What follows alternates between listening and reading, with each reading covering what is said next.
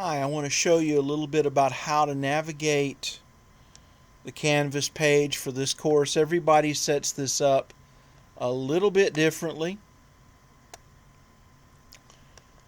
I've set it up so that your home page where you come when you log into the course is the Modules tab. And you can always get back here by either hitting Home or by hitting Modules. They'll take you to exactly the same place. At the top will be recent announcements. I'll be putting up at least one announcement each week at the beginning of the week, reminding you what you need to do that week to stay on schedule. It's important not to fall behind.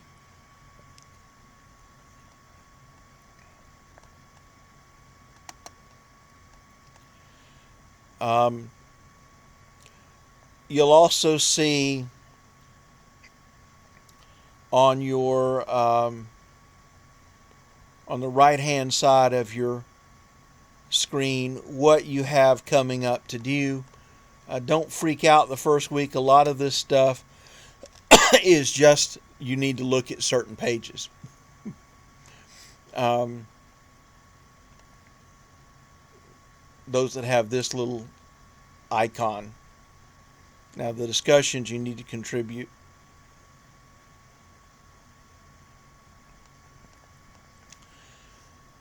Module 0 is course information. This is just stuff that you may need to look at or be aware of.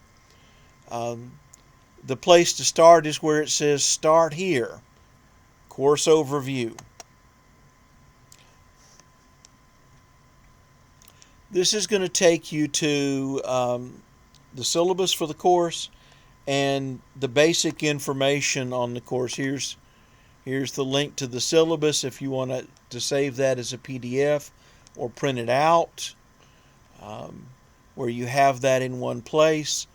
I'll tell you that your first assignment is going to be to read it and respond. But a lot of the information that's on the syllabus is actually on this page, and most of the rest of it is going to be on the next two pages where I'll show you.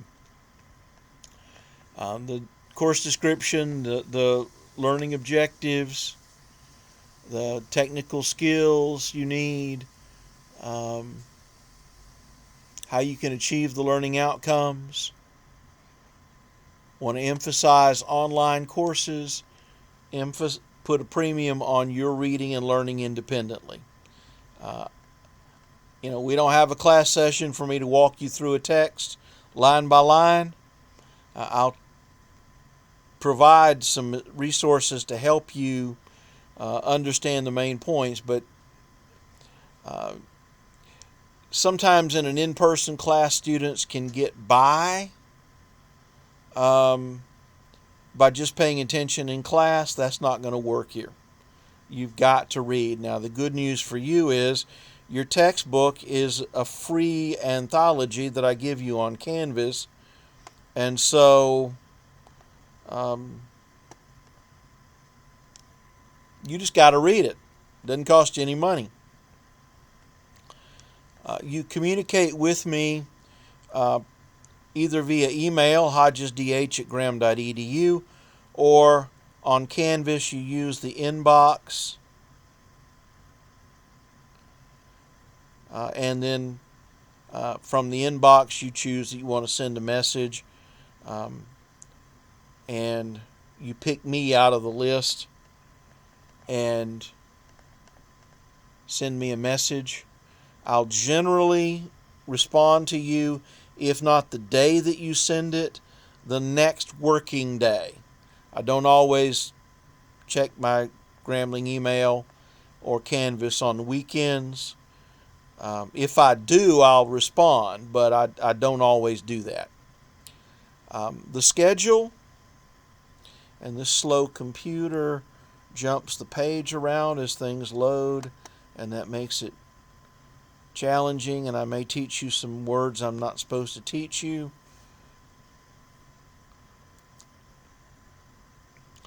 But the schedule is simply copied and pasted out of the syllabus onto this page with what you're supposed to be doing and when. This week is Module 1, actually all the way through the 21st of August, Hebrew culture. So for the next 2 weeks, we're doing that. Then we'll go on to Archaic Greece, and we'll be reading excerpts from the Iliad, and so on.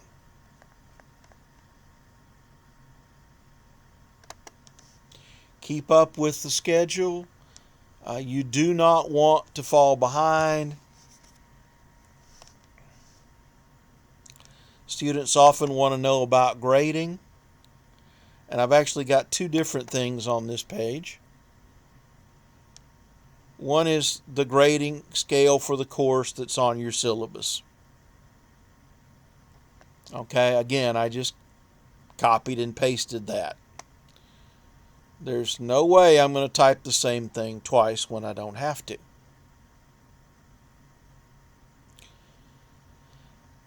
But I wanted to point this out to you. This is what I'll be looking at when I go to grade your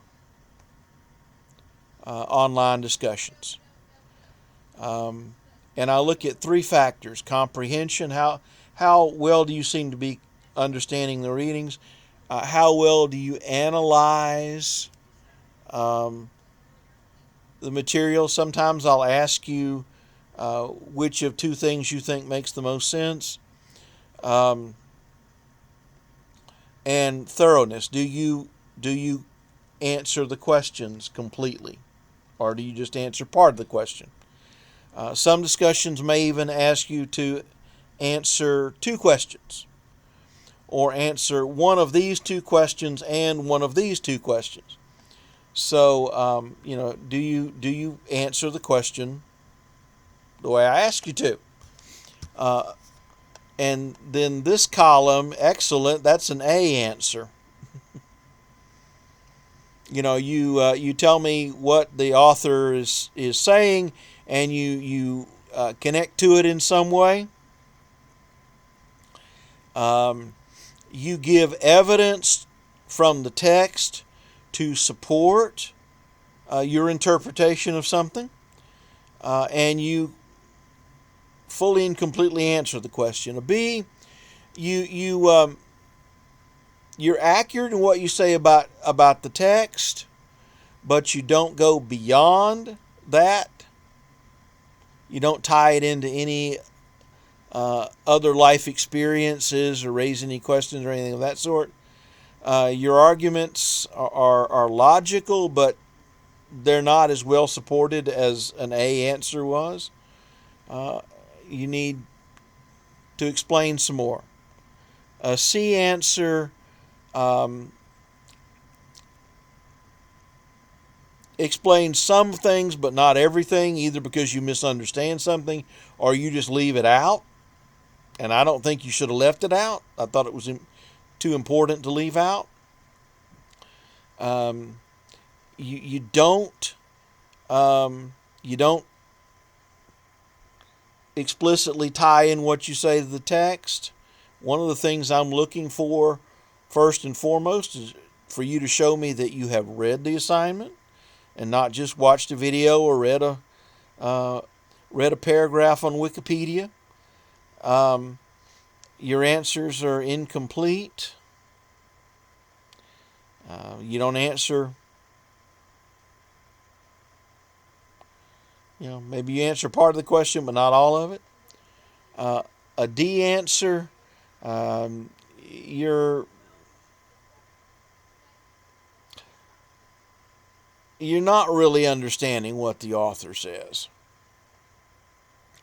You don't support your argument. It's just, I feel. And your answer's basically inadequate.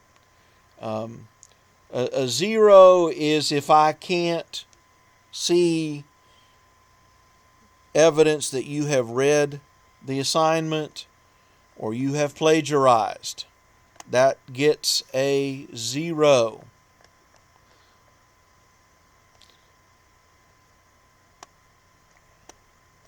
Now I gave you a a page about me. One of the things about an online course is that we don't get the same opportunity to develop a personal rapport with each other. We don't get to know each other in the same way that we would in a face-to-face class. And so to try to help you with that, I give you some information about my background, my family, my interests, and that kind of stuff. Um, trying to build a little bit of a relationship, even though we're working at a distance. If you have questions about what web browser to use or what security settings to use on your web browser, all that's there, the policies and guidelines, all this comes from distance learning. I didn't do anything with that. I just put it up there. Technical support, if you're having trouble with Canvas, where you can get help with that. I like free stuff, so if you don't have software to read a PDF, I gave you a link where you can get it for free. Likewise, a word processor. I can't guarantee it works on every cell phone. I know it does work on Windows and on a Mac computer. I think it works on like an iPad. I don't know about an iPhone. I don't know about an Android phone. But that link will take you to the people who offer this stuff, and you can find out from them. Safety and health. I don't have stuff about COVID. You've been bombarded with that. And right now I'm trying very hard to get as much of the course information up as I can, so I'm not worried about putting stuff up there yet. My favorite thing in there is a video by Chris Rock on, as he puts it, how not to get your ass beat by the police. And I put that up. First of all, I think it's funny, although it's humor with a point. But also, in today's climate, I am concerned about you. I really don't want to have to go to a student funeral. And so, I don't have the opportunity to talk to too many of the cops. But at the very least, I don't want you doing anything that's going to put you at greater risk than you're already at. Okay? I may not be African American, but I have spent 29 years teaching at Grambling State. I see the additional challenges that you face in our society that my kids don't face. I can't fix them. Okay, I'm just one person. And I learned a long time ago that there's only one person on God's green earth whose actions I can control, and that would be me. But I want to try to do what I can to help you stay safe. I've also got some optional videos that are not really connected to this course. We don't cover ancient Egypt. I wish we had time to. I do a little bit on Egypt in World Lit. But a lot of students are interested in learning about Egypt, learning about Africa. And so I've got some videos that may be of interest to you. That provide good sound information. Just because somebody puts something on the internet doesn't make it true. But I want to encourage you to develop an interest in learning on your own for a lifetime. If you don't develop that, we've not succeeded in helping you become an educated person. Okay, Module 1, and I'll put that in the label here, is Hebrew culture, and I need to change the date on that. Each module will have, because I want the dates up so you know what you're supposed to be doing when. Each module will begin with a page that's simply about Module 1 or Module 2, whichever module it is, telling you the purpose of that module. In this case, this module covers the ancient Hebrews, and our primary source is the Hebrew Bible, what Christians call the Old Testament. Here I've put some links to additional resources if you're interested. I'll show you another place where you can get the same things in a minute. The reading for the entire module is this PDF. One, simply it's the first of the readings from the Hebrew Bible. And each lesson then has its own specific purpose. This is lesson 1.1, course familiarity. Lesson 1.2 deals with the creation stories in Genesis. 1.3 is the remainder of Genesis and the idea of the covenant. Lesson 1.4 is the Hebrew legal tradition compared to the Mesopotamian countries based in what is today Iraq, primarily Babylon. Lesson 1.5 is the prophet's interpretation of Israel's history. And we finish up the module with the book of Job, and I need to add in here, there is a reading quiz covering the module. Now I'm going to take a shortcut and go to the next page, which I happen to know is lesson 1.2, the creation stories, because 1.1 is not visible yet in student view. And I'm in student view. You won't see this pink bar across the bottom because I see things that you don't see. And I wanted to work with as close as I could to what you would be seeing. But this will give you an idea of what what to expect in a lesson. In this one, again, what the part of what you should be reading from this PDF file. And I've got a little written introduction here for you to kind of set up what you're going to be reading. And what I want you to do in this case, I tell you, you'll need at some point to download this Word document, and I want you to fill it out and then copy and paste it into discussion. But before you do that, and I'll need to rearrange this page so it reflects this, you need to watch this video. Well, no, actually, now that I think of it, I structured this lesson a little bit differently.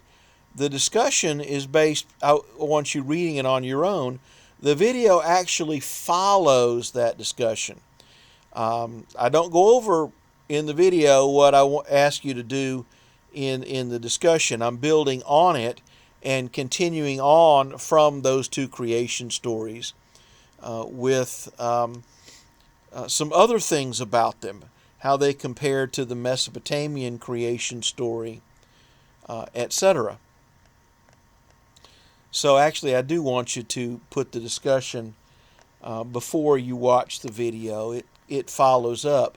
And the video, what that does then is it will take you, introduce where we're going. It'll talk about the creation stories as far as why it is the way it is.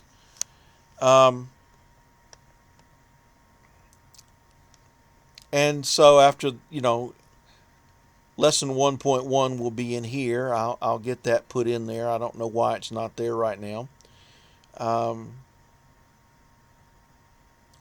You work your way, lesson 1.1, 1.2, 1.3, 1.4, 1.5, 1.6. The first number is the module number. The second number is the lesson within that module. Now here are some things.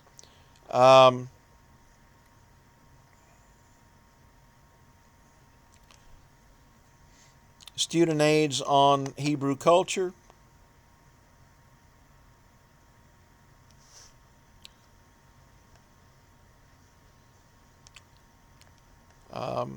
The visual that I use in class, I'll actually, in some of the lessons, have you look at that while you're watching the video.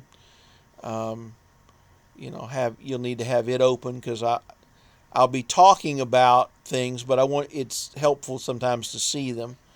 And I've got some additional readings in here as well about different kinds of literature in the Bible. Canon's text translations is about how the Bible came to be written.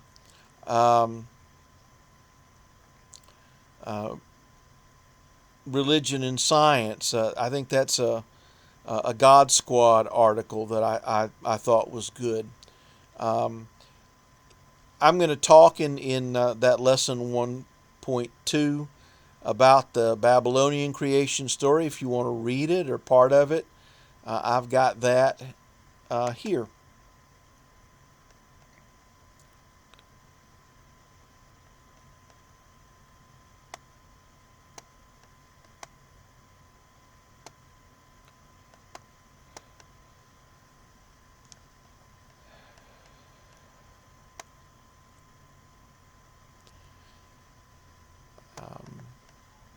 A glossary of terms relating to Hebrew culture, some optional videos. If you want to go further that way, and I repeated some videos about ancient Egypt here, and other resources about ancient Egypt, as well as Mesopotamia. And the module ends as many modules do with a reading test. In some cases, trying to think in this course, did any of the I think every module ends. No, the Hellenistic era, because the reading test on the Hellenistic era also includes Rome. Obviously, this needs to be updated, but that's where your midterm will be. There's several other modules before we get there. They're not visible to you as yet. But they will be. But everything you're going to need to do in the course, you're going to be able to get to by scrolling up and down the modules page. I don't have all of it up yet, as I'm working on this fall of 2020, because it takes a lot of time to convert an online class to a fully discussion to an in-person class to a fully online class. Now, if you just want to look at the discussions, let's do that because that'll show you something.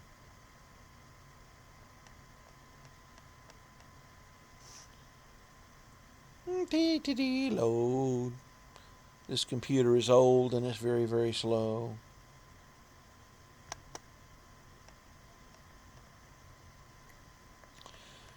Notice for each discussion,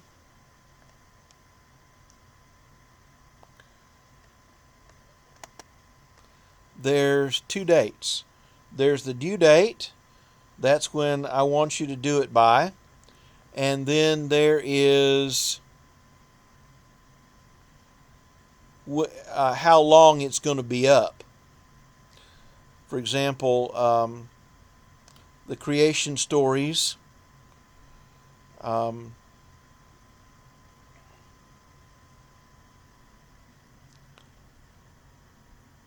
due date is August 12th.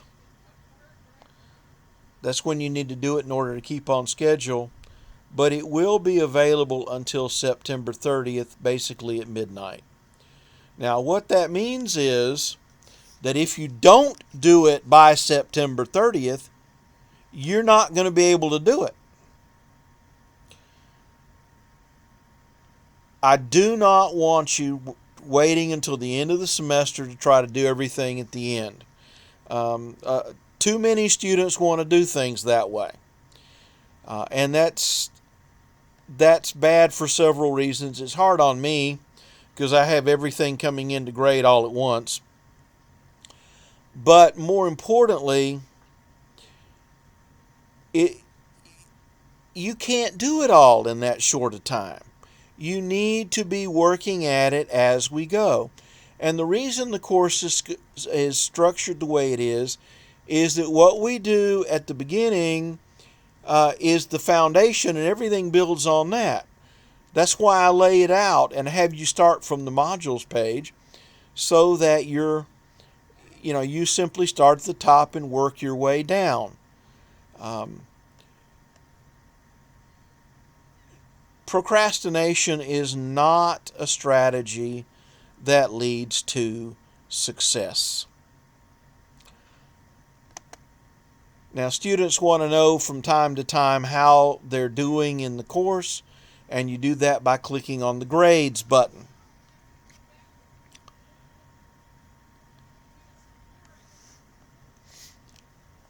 Over here, you'll see all of the different assignments, and you can group them by what group they're in.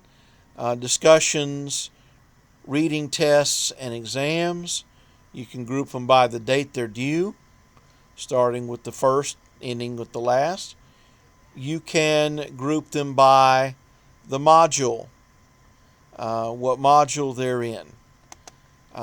Often what students are going to be looking at, and you should look at that, and especially look at your score. In this case, test student here, the little dash means that they haven't done that assignment yet.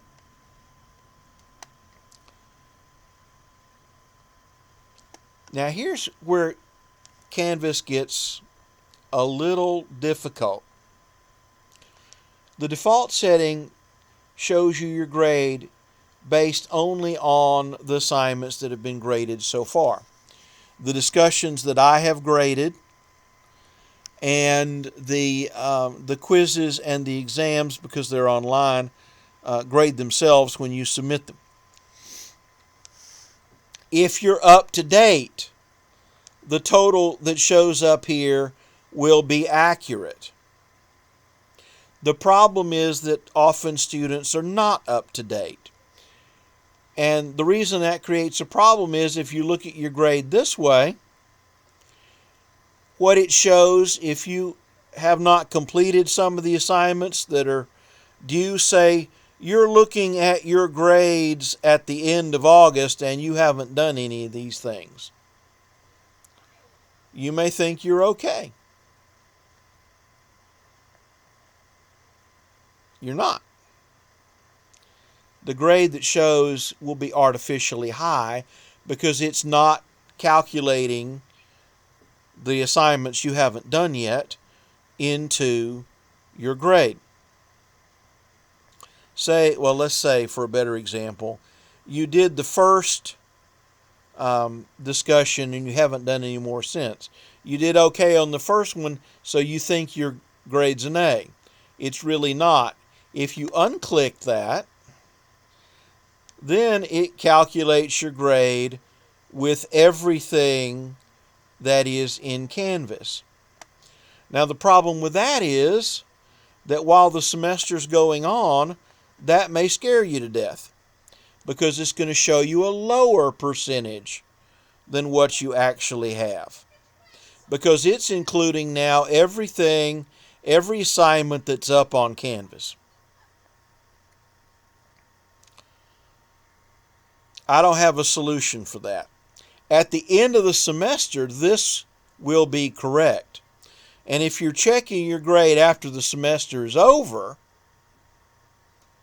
you need to uncheck that box so it counts as 0 the assignments that you didn't do. Because that's the way I count them when I'm calculating your grade. But during the semester, particularly in the early part of the semester, this will give you a heart attack that you don't need to have.